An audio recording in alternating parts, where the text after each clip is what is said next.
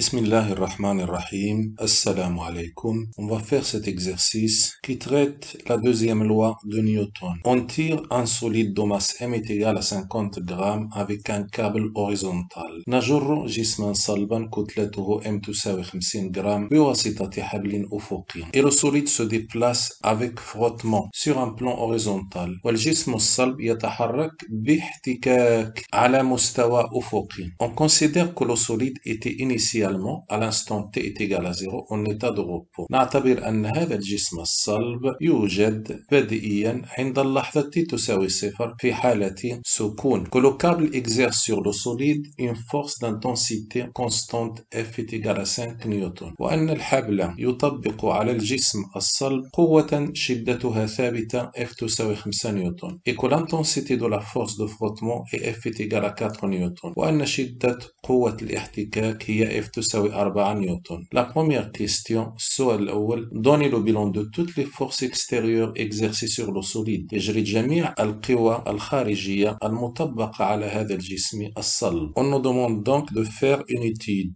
dynamique de ce solide, c'est-à-dire déterminer toutes les forces externes qui s'appliquent sur ce solide. La première force est celle-là, c'est la force exercée par le câble. La deuxième force, ce serait le poids de ce solide-là. Étant donné que ce solide possède une masse, donc il possédera aussi un poids. En plus, la force exercée par le plan horizontal sur ce solide. Cette force-là sera composée de deux forces, de deux composantes. La force de frottement, F, qui empêche le mouvement du solide, ou bien qui s'oppose au mouvement du solide, et la composante Rn qui s'oppose à la pénétration. إذا القوى المطبقة على الجسم الصلب واضحة. هناك هذه القوة F، القوة التي يطبقها الحبل. هناك وزن الجسم، بما أن الجسم يتوفر على كتلة، إذا فهو يتوفر كذلك على وزن. وهناك القوة المقرونة بتأثير السطح الأفقي على الجسم الصلب. هذه القوة ستتكون من مركبتين. المركبة الأولى هي قوة الاحتكاك التي تقاوم الحركة، والمركبة الثانية هي المركبة المنظمية التي تقاوم انغراز الجسم الصلب في المستوى الأفقي. لولا هذه القوة Rn لا دخل الجسم الصلب في المستوى الأفقي. Un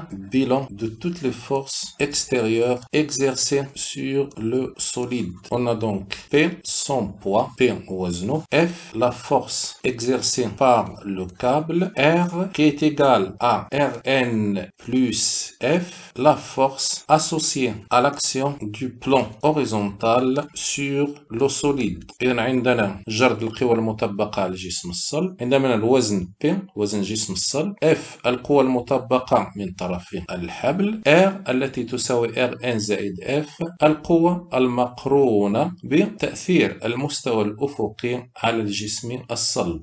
Deuxième question, représentez ces forces sans échelle sur le schéma. مثل هذه القوى بدون سلم على الشكل. Commençons par le poids. Ses caractéristiques sont le point d'application, c'est le centre de gravité G du solide, ou bien le centre d'inertie G du solide. La ligne d'action, c'est la verticale, la droite verticale, qui passe par ce point G, par le point d'application. Le sens, étant donné que le poids est une force exercée par la Terre sur le solide, et sera dirigé de G vers le bas. Donc le sens de G vers le bas, et on peut de cette façon représenter la force P, qui est le poids de ce solide. La deuxième force est déjà représentée, son point d'application est le point A. La ligne d'action, c'est la ligne horizontale, c'est-à-dire le support qui supporte le vecteur F, le sens de A vers la droite. La troisième force, c'est la force R, la force associée à l'action du plan horizontal sur le solide. Son point d'application, c'est le centre de la surface de contact. C'est ce point-là qu'on va appeler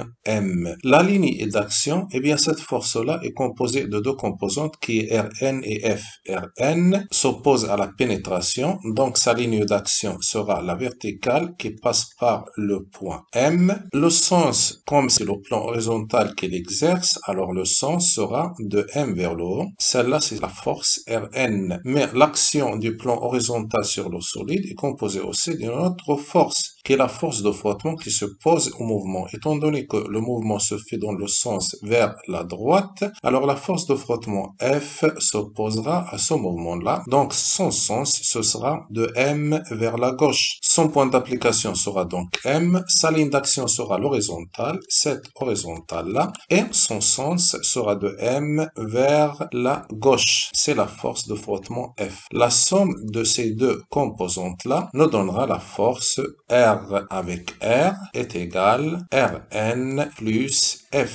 إذا بالنسبة لتمثيل هذه القوة نبدأ أولا بالوزن. نقطة تأثيره هي مركز الثقل G الذي يوجد في الوسط. خط تأثير هو المستقيم الرأسي المار من G، المستقيم الرأسي. المنحى من G نحو الأسفل نظرا لكون الوزن هو قوة تطبقها الأرض، جاذبية نحو الأسفل. عندنا القوة F ممثلة عندنا، نقطة تأثيرها هي نقطة التقاء القوة F مع الجسم الصلب. خط تأثيرها هو المستقيم الأفقي الذي يمر من النقطة A، من نقطة تأثير A، والمنحى من A نحو اليمين. بينما F ممثل عندنا في الشكل بقية R تتكون من مركبتين Rn و F، لذلك يجب قبل تمثيل R تمثيل Rn و F. Rn هي المركبة المنظمية تطبقها الأرض على الجسم الصلب لكي تمنعه من الانغراز. نقطة تأثيرها ستكون هي مركز مساحة التماس بين الجسم الصلب والمستوى الأفقي. خط تأثيرها سيكون مستقيم الرأس المار من نقطة التأثير من M، والمنحى من M نحو الأعلى نظرا لكون هذه القوة تمنع الجسم من الانغراز نحو الأسفل. هناك كذلك قوة الاحتكاك F، هذه تتصدى أو تقاوم الحركة. نقطة تأثيرها هي دائما هي النقطة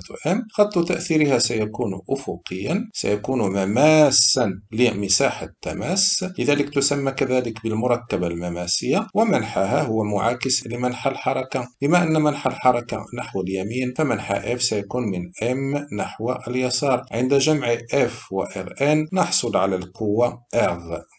Troisième question, calculer la valeur de l'accélération A du centre d'inertie du solide. احسب قيمة التسارع A لمركز قصور الجسم الصلب. Troisièmement, calcul de A. On utilisera la deuxième loi de Newton qui dit que la somme des forces extérieures, la somme vectorielle des forces extérieures exercées sur le solide est égale au produit de la masse de ce solide par le vecteur accélération de son centre d'inertie. القانون الثاني لنيوتن يقول المجموع المتجه للقوى الخارجية المطبقة على الجسم الصلب يساوي جداء كتلة هذا الجسم الصلب في متجهة تسارع مركز قصوره. Les forces que nous avons sont P, F et R. Donc la somme des forces extérieures veut dire P plus F plus R. On écrit donc P plus F plus R est égal à M fois A. Mais n'oublions pas que R, c'est la somme de deux forces qui sont Rn plus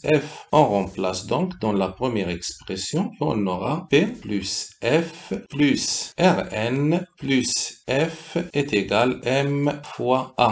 On va projeter cette égalité sur les axes d'un repère orthonormé OIJ, d'axe OX et d'axe OY. On projettera cette égalité sur l'axe OX, puis on la projettera sur l'axe OY. Mais comment doit-on dessiner ces deux axes؟ كيفاش غادي نرسموا المحورين OX و OY؟ المحور OX دائما كيكون هو المحور ديال الحركة. L'axe OX est toujours l'axe du mouvement. Dans notre cas, le mouvement se fait selon une direction horizontale, sur le plan horizontal. Donc l'axe OX sera horizontal et sera dirigé dans le sens du mouvement, c'est-à-dire dans notre cas vers la droite. L'axe OY sera un axe perpendiculaire à l'axe OX et dirigé vers le haut. المحور OY سيكون محورا متعامد مع المحور OX وموجه نحو الأعلى. Donc, l'axe OX aura cette forme et l'axe OY aura cette forme. OX, Y. OX sera dirigé par le vecteur directeur I. OY sera dirigé par le vecteur directeur J. On représente maintenant sur ce repère-là les trois forces P, R et F de telle sorte que leur origine soit confondue avec O. سنحاول تمثيل القوى الثلاثة P و R و F بحيث يكون أصل هذه القوى منطبق مع أصل المعلم. On va représenter les trois forces précédentes, c'est-à-dire P, F et R, de telle sorte que leur origine soit confondue avec l'origine du repère. سنحاول تمثيل القوى الثلاثة P و F و R بحيث يكون أصل هذه القوى منطبق مع أصل المعلم. On commence donc par P, puis F, et la force R ou le R. Mais avant de la dessiner, on doit dessiner en premier ses composantes, c'est-à-dire la force de frottement et la composante normale. إذن قبل رسم المتجهة R يجب رسم مركباتها F قوة الاحتكاك والمركبة المنظمية Rn. مجموع هاتين المركبتين يمكننا من الحصول على القوة R. Le sens du mouvement, manha al-haraka, c'est celui-là. C'est aussi le sens de 1. Donc si on regarde dans ce schéma-là, on trouve que F est égal F fois le vecteur directeur I. F est dirigé dans le sens de I et selon la direction de I. F minuscule est dirigé selon la direction de I, mais dans le sens inverse de I. F صغيرة موجهة في اتجاه I ولكن في منحى معاكس ل I. Donc F minuscule est égal à moins F fois I. On constate aussi que P est dirigé selon la direction de J, mais dans le sens inverse de J. كنلاحظوا بلي P موجهة في اتجاه J ولكن في منحى معاكس للمتجهة الوحيدية J. إذن donc P est égal à moins P fois G. Rn est dirigé dans le sens de G et dans la direction de G. Donc, Rn est égal à Rn fois G. A, l'accélération A, est dirigée vers la droite selon la direction de I et dans le même sens que I.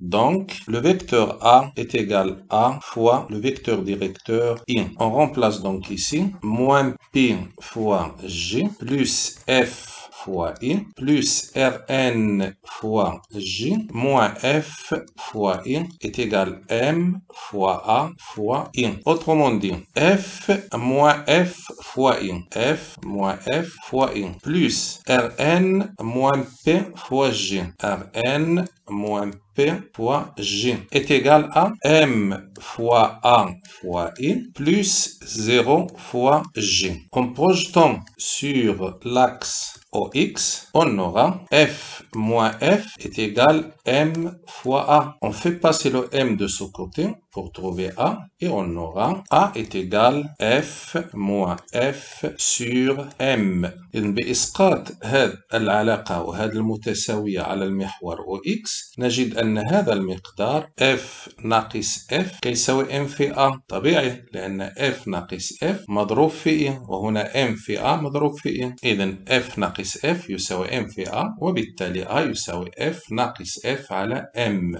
Dans les données, on nous a donné la valeur de F. F est égal à 5 newtons. La valeur de F minuscule qui est 4 newtons. Et aussi la masse qui est 50 grammes. Donc, F majuscule est égal à 5 newtons. F minuscule est égal à 4 newtons. La masse est égale à 50 grammes. On doit convertir la masse en kilogrammes. C'est donc 50 fois 1 gramme. Et 1 gramme, c'est 10 à la puissance moins 3 kg. Ça donne donc 0,05 kg. On remplace dans l'expression de A, et on trouve A est égal à 5 moins 4 divisé par 0,05. On trouve à la fin A est égal à 20 mètres par seconde.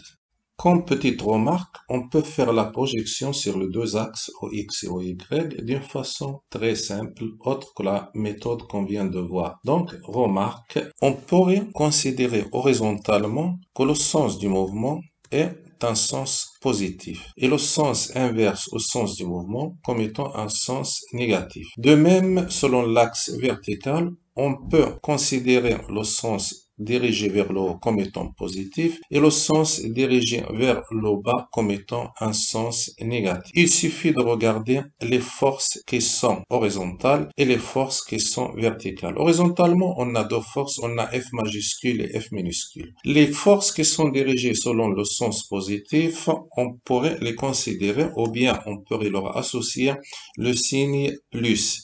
Les forces qui sont dirigées dans le sens négatif, on pourrait leur associer le signe moins. La même chose pour le vecteur A, étant donné qu'il est dirigé dans le sens positif, on lui associe plus. Donc on peut écrire horizontalement, c'est-à-dire en projetant sur l'axe OX. F majuscule étant dirigé dans le sens positif, je pourrais lui associer plus. Donc j'écris plus F. F minuscule horizontalement étant dirigé dans le sens négatif, je peux lui associer moins. Et donc j'écris moins F est égal à M fois A étant dirigé dans le sens horizontal positif, je peux lui associer plus. Donc, je crée plus A. Et donc, j'aurai F moins F est égal M fois A. Selon l'axe vertical, c'est-à-dire l'axe OY, on n'a pas de mouvement, donc on n'a pas de A. Donc, le deuxième membre de l'égalité sera nul, sera 0. Donc, on voit que Rn est dirigé vers le haut, dans le sens positif. Donc, je peux écrire plus Rn. P est dirigé dans le sens négatif. Donc, je peux lui associer moins P est égal. On n'a pas de mouvement selon l'axe vertical, donc est égal à 0. De cette façon, j'ai projeté sur l'axe OX et j'ai projeté sur l'axe OY. Question numéro 4. Calculer la vitesse V du solide à l'instant T est égal à 5 secondes. احسب السرعة V للجسم الصلب في اللحظة T تساوي 5 ثواني. Quatrièmement, calcul de V. حساب السرعة V. Premièrement, quel type de mouvement on a ici? On vient de calculer l'accélération. قمنا بحساب التسارع. وجدنا أن A تساوي 20 متر على السكند أس 2. On vient de trouver que l'accélération était 20 mètres par seconde au carré. Et cette valeur-là est constante. Ce qui veut dire que le mouvement est rectiligne uniformément varié. Dans le cas du mouvement rectiligne uniformément varié, في حالة الحركة المستقيمية المتغيرة بانتظام. Les équations horaires sont المعادلة الزمنية هي V est égal à T plus V0. On a aussi X est égal à 1 demi A fois T à la puissance 2 plus V0 fois T plus X0. On nous demande de calculer la vitesse. المطلوب هو حساب السرعة. Donc l'équation qu'on va utiliser c'est celle-là. V est égal à fois T plus V0. A on l'a déjà. T c'est 5 secondes. V0 le corps était au début au repos. إذن T تساوي 5 ثواني. V0 المعطيات تقول أن الجسم بدئيا كان في حالة سكون. بمعنى V0 تساوي 0. V0 est égal à 0. On fait donc l'application numérique pour déterminer la vitesse V. V est égal à 20 fois 5 plus 0. On trouve donc V est égal à 100 mètres par seconde. Cinquième question. Calculer la distance D parcourue par le solide durant 5 secondes. احسب المسافة D التي ينتقلها الجسم الصلب خلال 5 ثوان. 5. Calcul de la distance D. حساب المسافة D. On va utiliser donc l'équation horaire X est égal à 1 demi A fois T à la puissance 2 plus V0 fois T plus X0. إذن غادي نستعملوا هذه المعادلة الزمنية. Qu'est-ce qu'on entend par la distance D? ما المقصود بالمسافة D? La distance D n'est autre que X moins X0. Donc, D est égal à 1 demi fois A fois T à la puissance 2 plus V0 fois T. On fait l'application numérique. On a D est égal à 1 sur 2 fois A qui est 20 mètres par seconde au carré fois 5 à la puissance 2 plus 0 fois 5. C'est donc D est égal à 1 demi fois 20 fois 25 plus 0. On obtient donc D est égal à 250 mètres.